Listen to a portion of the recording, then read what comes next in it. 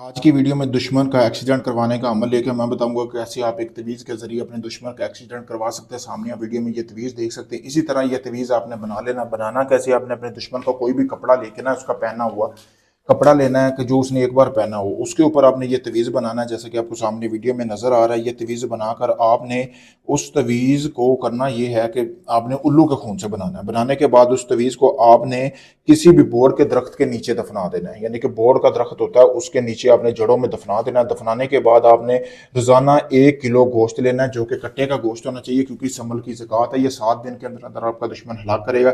वो गोश्त जो आपको सामने वीडियो में भी नजर आ रहा होगा, ये गोश्त लेने के बाद आपने कोई भी आपका गरीब घर है ना, ये आपके आसपास है जिनके घर में रोटी के फाके होते हैं, वहां पे आपने ये गोश्त रोजाना देना है। 7 दिन के अंदर अंदर आपका दुश्मन हार्ट अटैक या एक्सीडेंट के जरिए ऐसी बीमारी से मुब्तला होकर मरेगा कि उसको किसी को कुछ पता नहीं चलेगा कि इसकी मौत कैसे हुई। बहुत पावरफुल अमल है, जैसा मैंने बताया वैसे बिल्कुल करें।